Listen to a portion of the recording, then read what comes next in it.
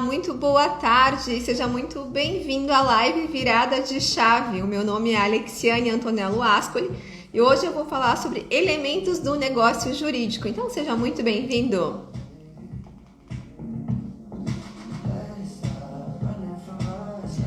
Olá, Eduardo. Kaique, boa tarde, boa tarde. Sejam bem-vindos. Hoje vamos falar sobre elementos do negócio jurídico. Boa tarde, Edu e Camila.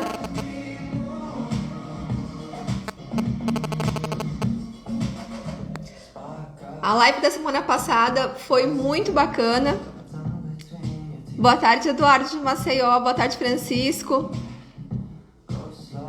A nossa live da semana passada teve mais de 700 visualizações, então se você não assistiu, depois você corre lá no feed e dá uma olhada nela, que foi muito legal. Fiquei bem contente, que fazia tempo que eu não fazia live e teve uma repercussão bem bacana. Dá um tempinho aqui pro pessoal ir chegando. Como vocês estão? Tudo certo? Boa tarde, Isaías. Boa tarde, Ângelo. A live da semana passada ela foi tão boa que quando eu saí daqui, eu fui pegar minha filha no colégio, ela falou: mãe, por que você demorou tanto? Então vamos lá, pessoal. Hoje a gente vai falar sobre elementos estruturais do negócio jurídico. Alexa, pare. Ótimo. Então vamos lá, o pessoal tá chegando e a gente vai começar aqui a falar então deste nosso assunto. Então vamos lá. Meu nome é Alexiane Antonello Ascoli, eu sou advogada especialista em direito imobiliário e em direito registral. Já tenho uma experiência aí de 15 anos na advocacia e desde 2016 eu foquei só no imobiliário. Então vocês já devem me conhecer, só que tem bastante gente chegando no perfil, gente nova, então por isso essa breve apresentação. Quem é advogado que está aqui participando da live, fica comigo até o final, porque no final eu quero revelar alguma coisa importante que pode dar aí a virada de chave que vocês precisam para trabalhar aqui com a parte de análise de risco na compra e venda de imóveis e também na elaboração de contratos. Então, vamos falar do que é um negócio jurídico. Quem é da área jurídica provavelmente vai se recordar da aula de atos jurídicos, fatos jurídicos, negócios jurídicos. Quem não for, eu vou tentar traduzir isso de uma forma bem simples. Afinal, um negócio jurídico é um termo para denominar o acordo de vontades entre duas partes, que ele vai tender a fazer o quê? A adquirir alguma coisa, ou a modificar, ou a extinguir algum tipo de direito. E aí o exemplo clássico que a gente tem aqui são os contratos, e os exemplos aqui que nos interessam. Vocês estão me ouvindo bem? O meu áudio tá legal? Como é que tá aí? Manda um joinha pra mim aqui, ó, se vocês estão com... se a imagem tá bacana, se vocês estão me ouvindo bem, e compartilhem a live aqui, ó, no aviãozinho, aqui nesse cantinho, para que mais pessoas possam vir participar. E para que a gente compartilhe conhecimento também, que faz bem. Então, o negócio jurídico, ele visa a firmar ali um acordo de vontade entre as partes, para que elas possam adquirir algum direito, modificar ou até mesmo extinguir. E aí, o maior exemplo de acordo de vontades que a gente tem é o contrato. Então, o negócio jurídico está dentro de uma bolha, porque o mundo jurídico ele é uma criação humana, né? Então, a gente leva certos fatos para alguns planos, para um mundo jurídico cheio de planos. Então, e lá se deduzem efeitos do que pode acontecer para certos atos, certo? Aí, esse acordo, esse de vontade entre as partes, ele requer algumas coisas. E aí a gente tem que ter, por exemplo, dentro de um negócio jurídico, é preciso que se tenha um agente que seja capaz, que se tenha um objeto que seja lícito, possível, determinado ou determinável, e também que a forma esteja prescrita ou que não esteja proibida em lei. Eu vou falar pausadamente a respeito disso daqui. A respeito do agente capaz, do objeto lícito e da forma. Então, quando a gente está falando de um agente capaz, a gente está falando de pessoas maiores de 18 anos e que têm pleno discernimento e capacidade para todos os atos da vida. Então, hoje, somente são absolutamente incapazes os menores de 16 anos. Todos os demais, eles são relativamente incapazes. E quem são esses demais? Esses demais podem ser as pessoas drogadas, os ébrios habituais, quem está passando por algum problema transitório. Essas pessoas, então, elas podem ser representadas, elas têm que passar por um processo judicial para que isso aconteça. Não basta a simples vontade de alguém representar essas pessoas, então precisa de um reconhecimento judicial para que alguém possa ser representado.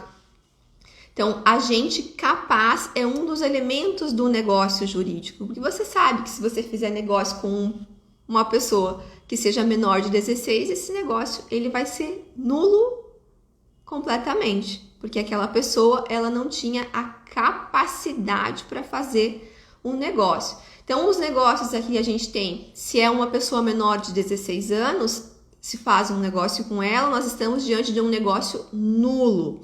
E o negócio nulo não tem como resolver. Agora, se ele é feito com uma pessoa relativamente incapaz, aí nós estamos diante de uma condição de anulabilidade. A anulabilidade pode se resolver. Então, existem os negócios que podem ser nulos e os negócios que podem ser anuláveis. São coisas distintas também aqui pra gente. Então, vamos colocar no nosso mundo real aqui. Se um menor, ele, vamos pensar que ele tem 17 anos. Se ele utiliza um documento falso para filha, agora eu quero que vocês me acompanhem. Se ele utiliza um documento falso e ele firma um contrato de locação de um apartamento, e ele tá lá e de repente ele fica inadimplente. Será que o locador pode efetuar a cobrança desse aluguel? O que vocês acham? Então, um menor, 17 anos, ele usa um documento falso para dizer que ele seria maior e firma um contrato de aluguel. Será que o locador ele pode cobrar os aluguéis desse menor? Sim, ele pode. Oi, Igor, boa tarde.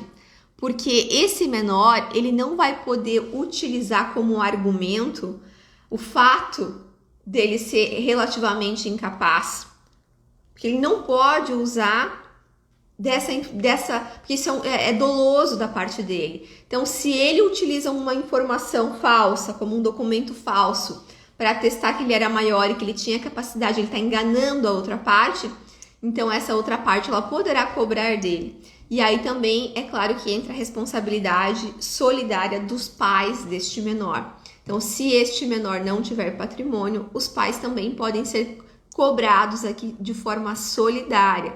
Então, esse menor, ele não pode utilizar isso para se eximir dessa responsabilidade. Se ele firmou um contrato de locação com um documento falso, ele não pode dizer depois, não, você não pode me cobrar porque esse contrato é anulável, porque eu não tinha capacidade, porque ele induziu a pessoa em erro. Próximo passo para que a gente vai observar dentro de um negócio jurídico, a gente tem que observar então se o agente é capaz. Se o agente não é capaz, existem os meios adequados. Por exemplo, uma pessoa que tem mal de Alzheimer e que já não se lembra mais das coisas que faz, então é preciso que os familiares, os responsáveis, entrem com o processo para representar os interesses dessa pessoa. Uma pessoa que não está podendo manifestar a sua vontade de forma temporária, digamos que essa pessoa esteja na UTI, enfim, precisa de um representante legal. Então, precisamos ter agente capaz no negócio para que o negócio não seja depois declarado como nulo ou como anulável. Segundo ponto, o objeto do negócio, ele precisa ser lícito, ele precisa ser legal, ele tem que ser possível, determinado ou determinável. E quando a gente está falando de objeto, é claro que a gente está falando aqui envolvendo as questões de direito imobiliário, nós estamos falando então do imóvel. Então, este imóvel, ele tem que existir, ele tem que ser da propriedade daquela pessoa que vai vender ele realmente. Então, tem que ser um objeto que seja possível. O imóvel não existe ainda, ele é um objeto determinável. Então, ele pode ser um objeto futuro. E quanto à forma do negócio? A forma do negócio, ela tem que ser, não pode estar proibida na lei, ou ela tem que estar prescrita. Por exemplo, quando a gente está tratando de negócios com imóveis, e eu vou puxar sempre mais para esse lado porque é a nossa área, quando a gente está falando de negócios com imóveis, a gente tem lá expresso no Código Civil, o artigo 108, que ele diz que não dispondo a lei em contrário, a escritura pública, então, é essencial à validade dos negócios jurídicos que visem a constituição, transferência, modificação ou renúncia de direitos reais sobre imóveis de valor superior a 30 vezes o maior salário mínimo vigente no país. Então, aqui a gente tem um procedimento para observar na compra e venda de imóveis. Então, não basta o contrato particular. Aqui a lei está dizendo que, neste caso, nós precisamos da escritura pública. Então, o contrato será firmado por meio de escritura pública, para que ele tenha essa validade e sirva depois para fazer a transferência do imóvel.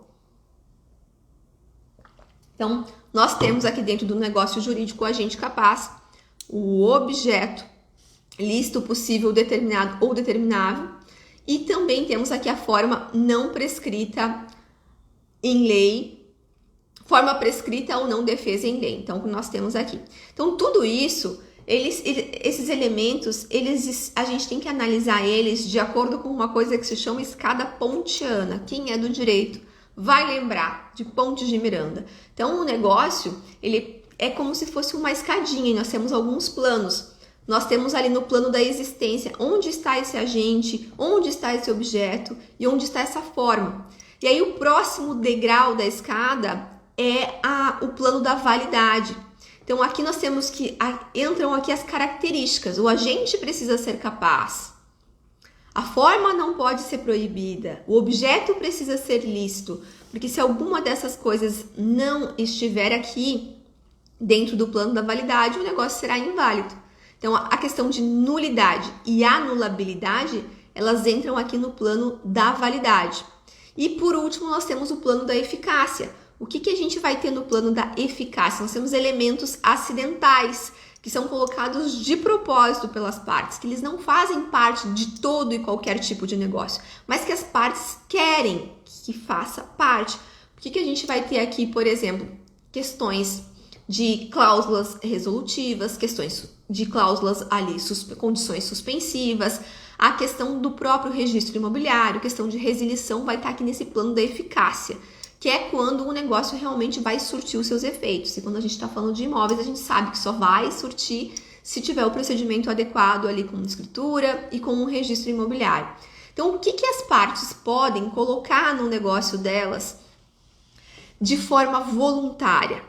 As condições. Então, nós temos aqui o que é a condição. A condição ela vai subordinar o efeito do negócio para um evento futuro e incerto. Então, as partes podem trabalhar com condições nos seus contratos.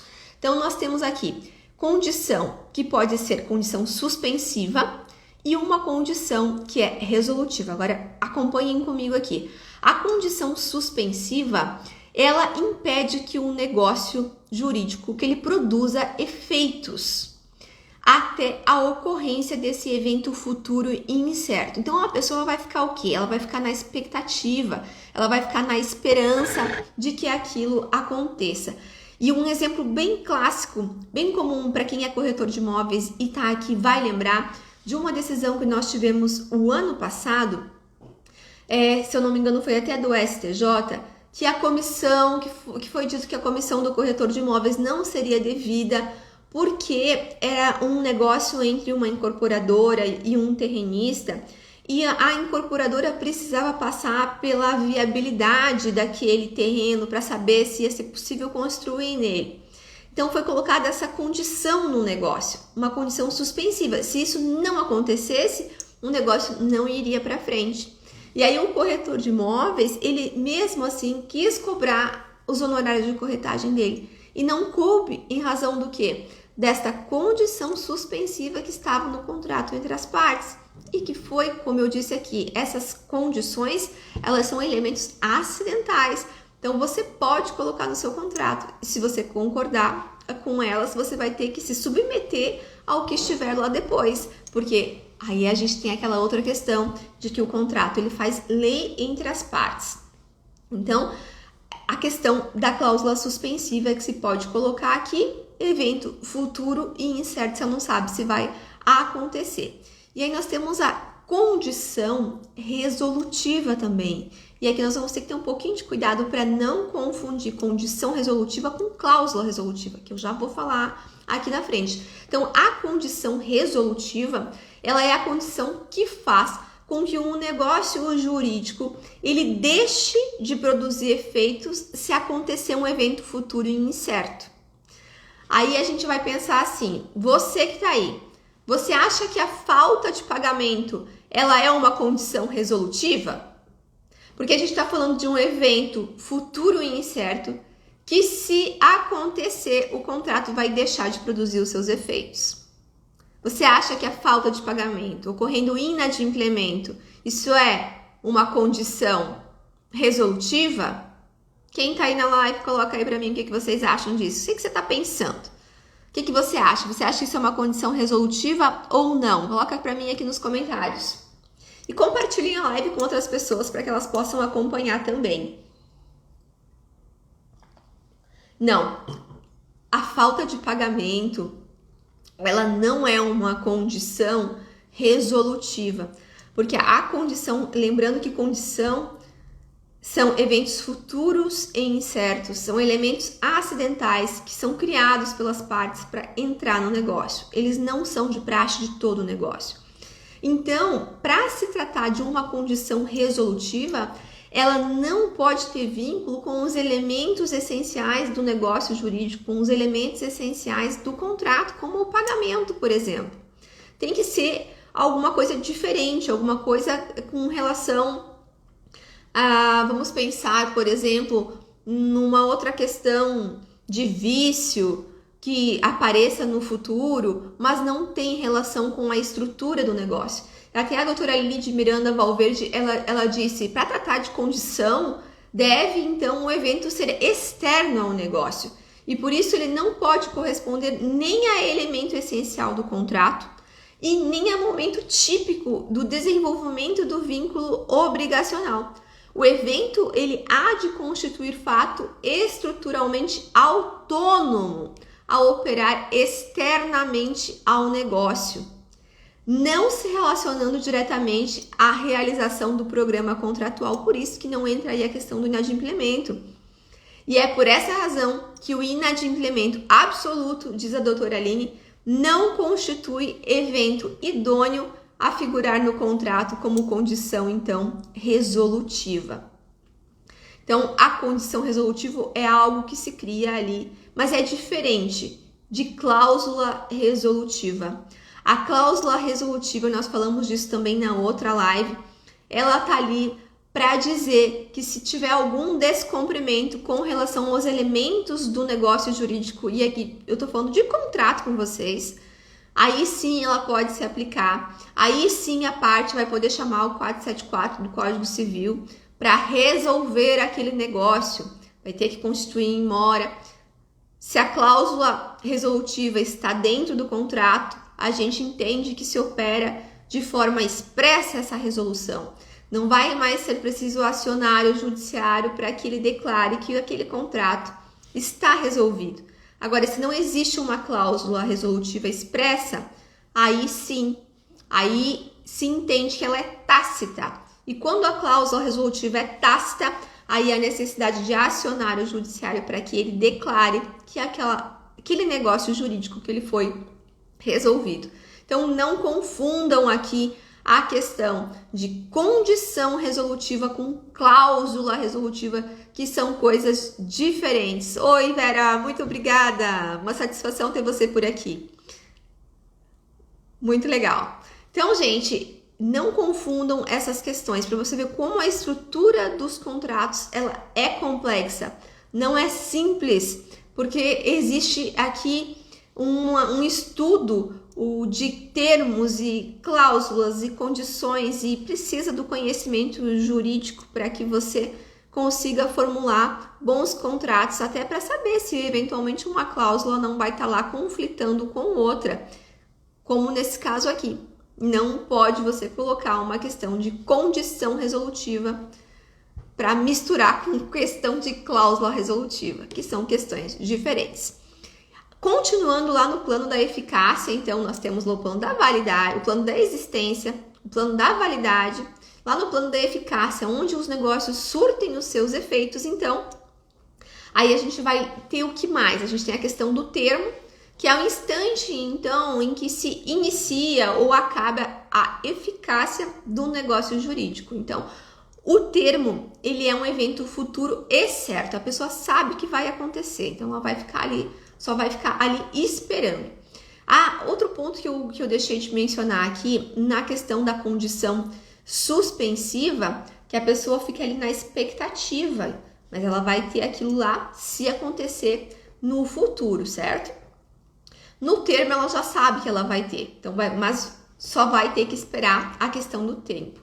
E também nós temos aqui dentro da parte da eficácia a questão do modo ou encargo, que eu não vou falar muito aqui, porque porque o modo ou encargo ele se aplica para disposições voluntárias, como uma doação. E aqui o nosso foco geralmente é falar de contrato. Como a Vera disse, o contrato nunca segue um modelinho, cada caso ele tem a sua complexidade, sim. Cada negócio é único, inclusive a gente vê, né, na forma de pagamento quantas possibilidades nós temos.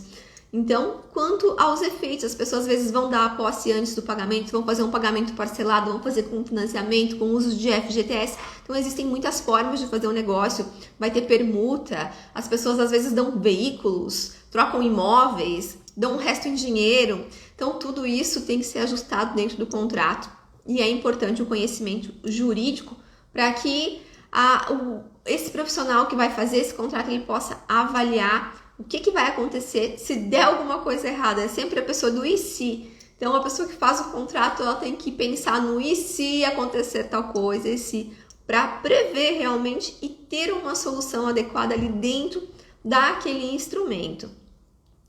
Então, como eu disse para vocês ali no comecinho, hoje eu não vou me estender muito como na live passada, que nós ficamos aqui mais de 1 hora. Olha só, pessoal. Existem muitos advogados que estão deixando dinheiro na mesa. E como que isso está acontecendo? Porque quando chega para você elaborar ou revisar um contrato de promessa de compra e venda de imóvel, e se não chegou, vai chegar, porque são muitos negócios que são feitos nesse nosso país, advogados, eles não sabem ou não oferecem o parecer de análise de risco para compra e venda de imóveis. Acabam não fazendo e é um serviço que pode ser oferecido de forma conjunta à tua elaboração ou à revisão do contrato. Então, é fácil de vincular a prestação deste serviço. Para aprender a fazer esse tipo de parecer, foi que eu fiz então o analista da compra e venda de imóveis. Lá a gente fala de toda essa parte de negócio jurídico, a gente analisa negócio, analisa o imóvel e analisa o vendedor do imóvel. Então, no analista da compra e venda de imóveis, você aprende a fazer um parecer para verificar se existe risco naquele negócio. E aí você vai informar a parte. Então, quando chega a parte para você dizendo, eu quero fazer um contrato, mas o senhor já verificou se não existem riscos? Já foram tiradas as certidões aqui judiciais? Eu sei que muito embora nós tenhamos o princípio da concentração, dizendo que são dispensadas as certidões judiciais, existem questões que não entram, como o uso capião, por exemplo. Pode ser que a pessoa esteja comprando um imóvel que eventualmente já tenha uma ação de uso capião em trâmite. Então, seria importante que ela soubesse disso. Questões fiscais também não estarão dentro da matrícula imobiliária. Então, você precisa ter cuidado com essas questões fiscais, questão dos antecessores também. Então, tudo isso você pode verificar. Então, você que é advogado e que está trabalhando na elaboração ou na revisão de um instrumento contratual, você pode oferecer de forma conjunta o parecer de análise de risco. E se você não fez ou não sabe fazer um bom contrato de promessa de compra e venda de imóvel, eu desenvolvi o banco de cláusulas. Então tem toda a estrutura do contrato e diversas cláusulas. Você vai pegar o que melhor se adequa, você vai copiar, você vai colar. Um contrato que foi desenvolvido e avaliado por mim, então com conhecimento de direito imobiliário, de direito registral, você vai montar o teu contrato. Então hoje, para quem está na live, você pode conhecer tanto o analista da compra e venda de imóveis para aprender a fazer esse parecer de análise de risco e aprender também a montar esse teu contrato de forma rápida e com segurança jurídica e implementar esse serviço aí na sua advocacia. Se você é bacharel em direito e você está aí estudando para tirar a carteira da OAB, você também pode faturar com esse tempo, com esse tipo de serviço. Porque o conhecimento você já tem, não vai ser a carteira da OAB que vai te dar mais capacidade para elaborar esse contrato ou para fazer essa análise de risco. Então você vai conseguir fazer um estudo daquele negócio, verificar ali as certidões daquele negócio, verificar se existe algum risco e entregar o teu contrato de forma rápida e segura com o analista CVI e com o banco de cláusulas. Foi por isso então que eu criei este combo. Assim que terminar a live, eu vou lançar a informação sobre ele lá no canal, aqui no Instagram, no meu canal e também lá nos stories. E é claro que no combo ele tá com um desconto imperdível para você que é advogado e quer começar a fazer contratos imobiliários e parecer de análise de risco, ou se você também é bacharel em direito, você ainda não está faturando com a advocacia, que tal começar então com a elaboração de contratos? Então, eu já sou advogada há 15 anos, já trilhei um longo caminho, já toquei uma carteira inteira de contratos. Hoje eu estou focada só aqui na área imobiliária e você também pode, utilizando o banco de cláusulas, começar a fazer o seu contrato de promessa de compra e venda de imóvel e oferecer de forma conjunta o parecer de análise de risco. Então, isso aqui tudo hoje, você pode levar o combo por apenas R$ 357,29, que você pode parcelar até em 12 vezes de R$ 35,66. Então é muito pouco. Eu tenho certeza absoluta que no primeiro contrato que você fizer, no mínimo você vai tirar 3 vezes mais que esse valor, porque nenhum contrato de compra e venda de imóveis custa menos que R$1.000. Você não vai elaborar um contrato de compra e venda de imóvel por menos de R$1.000. Então, fica aqui a oportunidade para você. Você vai poder resgatar esses valores no primeiro serviço que você prestar. Lembrando que eu não preciso disso para sobreviver. A minha advocacia é voltada na assessoria para corretores imobiliários. Eu também trabalho com a regularização de imóveis. Mas diante de tantos pedidos de advogados pedindo auxílio e orientação e pedindo dicas de como proceder, então eu acredito que a gente possa melhorar o mercado dessa forma, auxiliando para que tenha bons instrumentos, bons contratos, que você tenha uma visão e você não precisa ficar esperando tirar a tua carteira da ordem para você começar a ganhar, a faturar com a advocacia. Você já pode dar os primeiros passos na elaboração de contrato. Eu te dou a mão, eu vou junto contigo através do banco de cláusulas aqui e fazendo o parecer de análise de risco que você pode oferecer junto com a elaboração ou revisão do teu contrato. Certo? Então fique atento. Dentro do analista CVI a gente trata de toda essa questão do negócio jurídico. A gente fala lá de negócio, de imóvel e de vendedor. A gente analisa tudo isso. Certo? Muito obrigada pela tua atenção hoje e a gente se vê na próxima quinta-feira, no próximo Virada de Chave. Um abraço e até mais.